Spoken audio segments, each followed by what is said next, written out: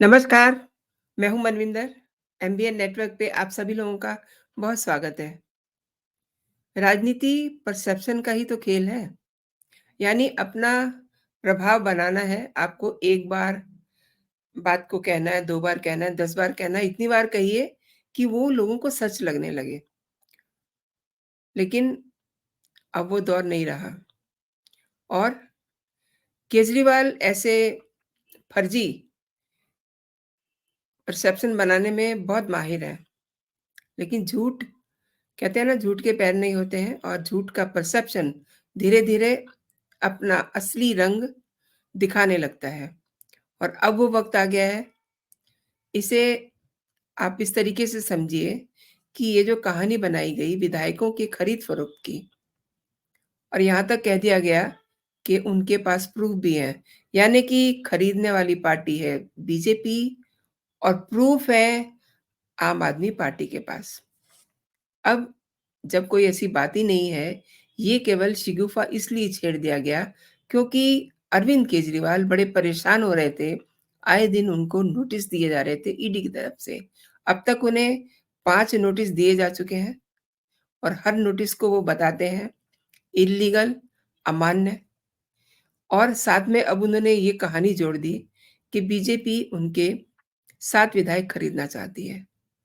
Obvious सी बात है कि बीजेपी के लोग भी पुलिस के पास जाते हैं और वो कहते हैं कि आप पार्टी से पूछिए कि किसे खरीदा जा रहा है और कौन खरीदने जा रहा है। बस ये इतनी सी तो बात है कि कौन खरीदने जा रहा है, कौन बिक रहा है, इसका अगर प्रूफ़ है तो प्रूफ़ ज़रूर दें। और प्रूफ़ की बात आतिशी कह चुकी हैं। आतिशी मारलेना दिल्ली की सरकार में मंत्री हैं। आए दिन कट्टर ईमानदारी की दुहाई देने वाली और दिल्ली के सीएम को ईमानदारी की मिसाल बताने वाली आतिशी मारलेना रविवार को उस समय मुसीबतों में दिखी जब क्राइम टीम उनके भी निवास पे पहुंच जाती है। एक दिन पहले ही उन्होंने सेम नोटिस केजरीवाल को सर्व किया और रविवार को सेम नोटिस कि वो बताएं कि वो कौन से 7 विधायक हैं जिनको बीजेपी खरीदना चाहती है। अब इतनी सी बात भी ये लोग सहन नहीं कर पा रहे थे और केजरीवाल पे तो इतना फ़ोबिया है अरेस्टिंग का, उन्हें ये डर है कि जो क्राइम टीम के लोग आ रहे हैं, कहीं उसी में ईडी के लोग तो नहीं हैं।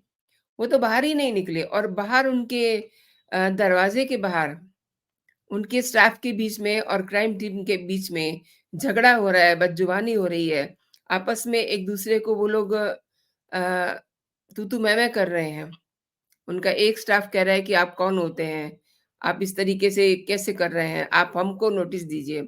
जो लैंग्वेज थी केजरीवाल के स्टाफ की, दैट वाज़ रियली शॉकिंग। और वो जो अधिकारी आए हुए हैं, वो इनके कार्यकर्ताओं को 2 टके के कार्यकर्ताओं को सर करके बात कर रहे हैं और उनके साथ ये ऐसा बिहेव कर रहे हैं। अच्छा, ये मैं बात कर रही थी आतिशी को नोटिस देने की, तो सुबह-सुबह ही आतिशी मार्लेना के घर टीम पहुँच जाती है, क्राइम ब्रांच की, लेकिन वो घर में नहीं थी। तो टीम अपनी गाड़ी के पास उसी सेम सड़क पे बाहर आ जाती है, लेकिन जब बहुत देर तक ये पता चलता है कि आतिशी घर नहीं लौटी हैं, तो उनके स्टाफ को नोटिस दे कर के वो लौट आती हैं। अपने काले कारनामे छिपाने के लिए दिल्ली के सीएम जो केजरीवाल हैं, आतिशी मार्लेना का इस्तेमाल कर रहे हैं। इस्तेमाल यानी कि आतिशी प्रेस कॉन्फ्रेंस करती हैं और जब केजरीवाल पर ईडी का दबाव बढ़ता है, तो आतिशी कोई ना कोई बीजेपी पे आरोप लगा देती हैं और इस बार जो उन्होंने मुँह खोला, तो वो कुछ और कहानी कह रही थी। उन्होंने ये कह दिया कि 7 विधायकों को बीजेपी खरीदना चाह रही है, 25-25 करोड़ रुपए का ऑफर दिया गया है। कमाल है ना? 25 करोड़ यानी कि इतना बड़ा अमाउंट, इसे अगर 25 को 7 से मल्टीपल कीजिए, कितना अमाउंट होता है? 175 करोड़। इतना बड़ा अमाउंट कोई मतलब कोई बड़ा ही धुरंधर दे सकता है। लेकिन वो कौन है? यही जानने के लिए तो क्राइम टीम केजरीवाल और आतिशी के निवासों पर पहुँचती है और उन्हें नोटिस देती है कि आप कृपया हमें वो लिस्ट दे दीजिए, वो वीडियो दे दीजिए, वो आपके पास फ़ोन डिटेलिंग है वो दे दीजिए, लेकिन कुछ होगा तो देंगे। और दिलचस्प ये है कि केजरीवाल कह रहे हैं कि बीजेपी उनको बुला रही है। मतलब मुझे तो ये डर है कि कल को मैं आपको ये ना बता रही हूँ, किसी खबर में, कि अरविंद केजरीवाल ने ये कहा है कि उनको कई करोड़ में बीजेपी खरीदने जा रही है। क्योंकि केजरीवाल का कोई दीन-ईमान नहीं है। पक्के झूठे, मक्कार, जो अपने आप को बात-बात पे कट्टर ईमानदार कहते हैं, लेकिन वो कट्टर बेईमान हैं। आई एम सॉरी टू से। क्योंकि जिस तरीके से जैसे-जैसे दिन गुज़र रहे हैं, उनकी असलियत सामने आ रही है। अन्ना को आगे रख कर के इन्होंने आंदोलन चलाया, देश को भ्रष्टाचार मुक्त करेंगे। लेकिन अपनी करतूत देखिए, क्या कर रहे हैं।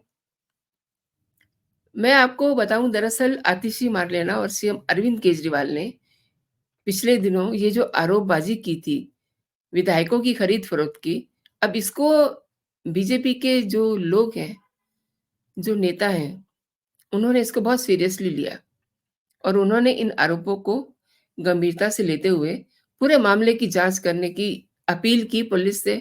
तभी क्राइम ब्रांच के जो एसीपी हैं, वो रविवार को खुद आतिशी मारलेना के घर नोटिस थमाने पहुँचते हैं।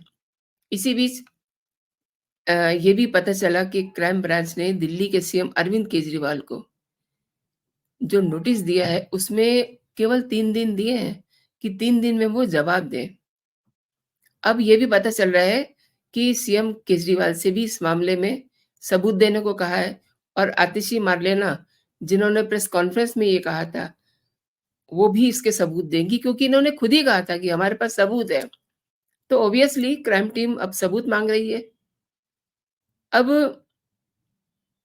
ये भी पता चल रहा है कि ये जो इन पे आरोप लगाया गया है बीजेपी पे, ये 5 फरवरी तक क्राइम ब्रांच को इसके पूरे वेयर अबाउट्स जो है ना, वो सौंपे जाएँगे। इससे पहले दिल्ली पुलिस की क्राइम ब्रांच टीम इस मामले की जाँच के सिलसिले में, आपको पता ही है कि शुक्रवार को लेट इवनिंग में सीएम अरविंद केजरीवाल के आवास पे पहुँची थी। रादर आतिशी मारलेना के भी आवास पे पहुँची थी, जो उनका सरकारी आवास है। हालाँकि उस समय दोनों ही लोग अपने घर पे इन्हें नहीं मिले, क्राइम टीम को, तो ये दोनों ही नोटिस सर्व नहीं हो सके। तो अरविंद केजरीवाल को जो नोटिस सर्व हुआ है, वो हुआ है शनिवार को, एंड आतिशी मारलेना को रविवार को ये उनके स्टाफ के द्वारा रिसीव कराया गया है। अब आप देखिए कि इनका एटीट्यूड क्या है।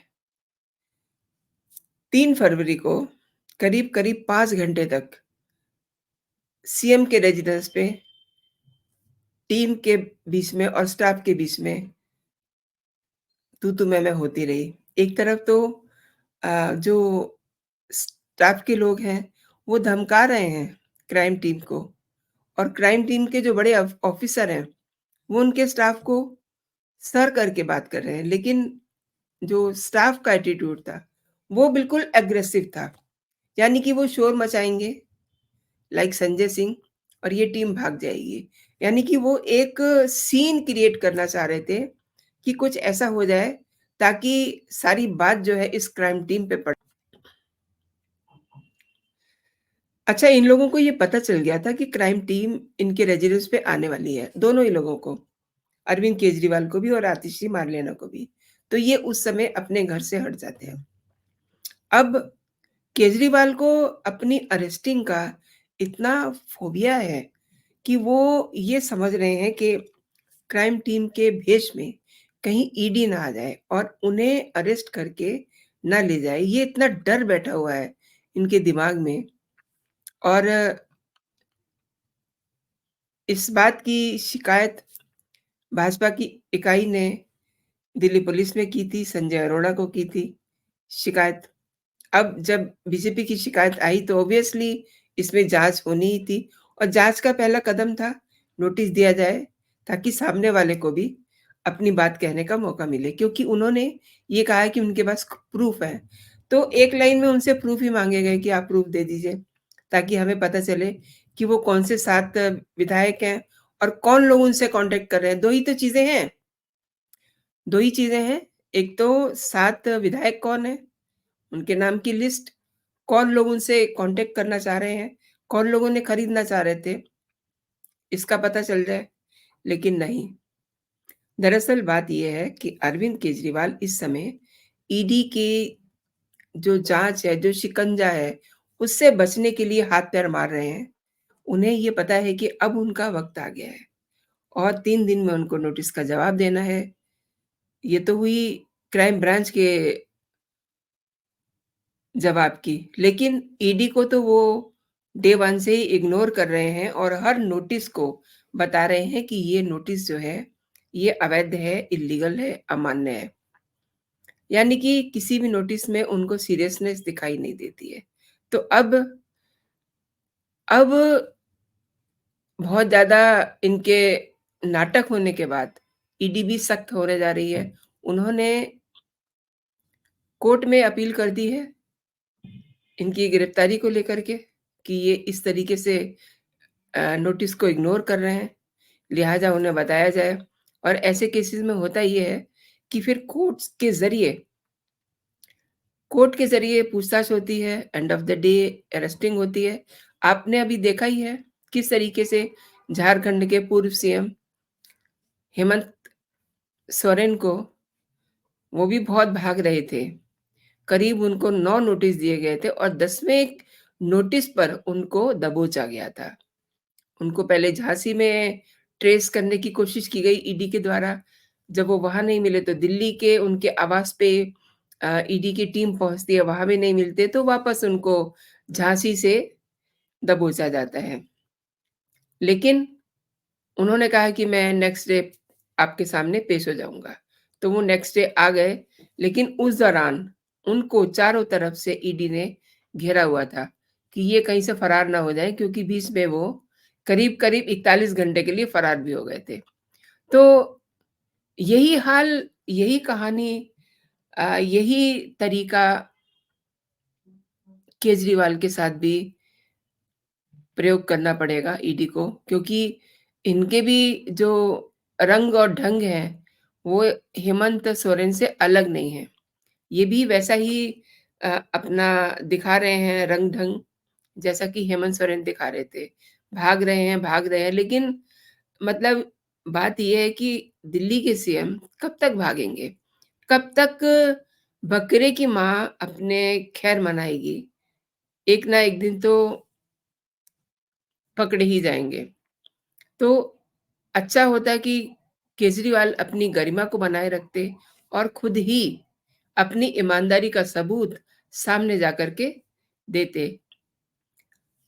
अच्छा, एक एक और बात हर मतलब व्यक्ति जानना चाहता है, तमाम सारे कमेंट आते हैं कि अगर अरविंद केजरीवाल ईमानदार हैं, तो फिर वो सामने जाकर के खुद अपनी ईमानदारी का प्रमाण क्यों नहीं देते हैं?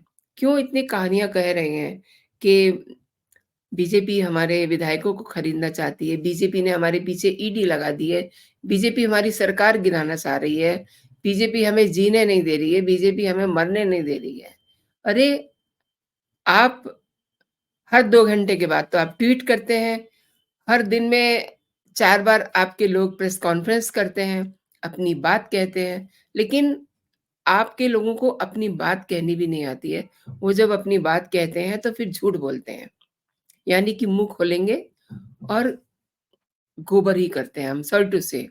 क्योंकि जब ऐसी बातों के बीच में से बात निकली कि हमारे सांसदों को खरीदा जा रहा है। अगर मुँह बंद रहता तो आज इतना बवाल नहीं होता क्योंकि ऑलरेडी ईडी इनके पीछे हाथ धो के पड़ी हुई है। इनसे एक बार इनकी पेशी होनी ज़रूरी है। क्यों? शराब घोटाले में इनके already Sanjay Singh and Manish Sisodia Tihar jail में हैं और इनका नाम भी सेम केस में है, मनी ट्रेल में इनका नाम आ रहा है।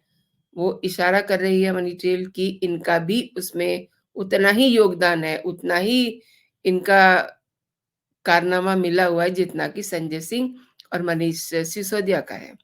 तो ये उन सब से बच रहे हैं और इन्हें ये पता है कि जब मेरे सामने सारे डॉक्यूमेंट रखे जाएँगे, तो आपको ये पता है कि जिस समय ईडी पूछताछ करती है तो उसमें येस और नो में ही जवाब देना होता है। अब अब ये उन येस और नो के जवाब देने से डर के मारे ईडी के सामने नहीं जा रहे हैं और ये सारा बवाल कर रहे हैं। और बीच में तो इन्होंने एक दिन तमाशा ही कर दिया था, मतलब इन्होंने प्रदर्शन किया। ये प्रदर्शन के ज़रिए भी ईडी को डराने की कोशिश कर रहे थे। इन्होंने मतलब सारे सारे हथकंडे अपना लिए हैं अपनी जान बचाने के, लेकिन अब इनके सामने कोई और रास्ता नहीं है। ये ईडी से अपनी जान बचाने के लिए तमाम सारे रास्ते ऐसे अख्तियार कर रहे हैं जो इन्हें नहीं करने चाहिए।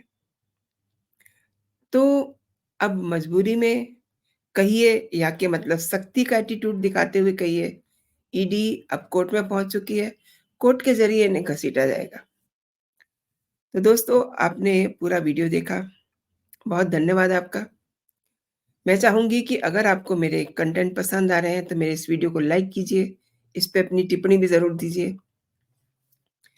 और अगर अभी तक आपने मेरा चैनल सब्सक्राइब नहीं किया है तो मेरे चैनल को सब्सक्राइब भी कर लीजिए, ताकि मेरा जो भी लेटेस्ट कंटेंट हो, आपको सबसे पहले पहुँचे आपके पास।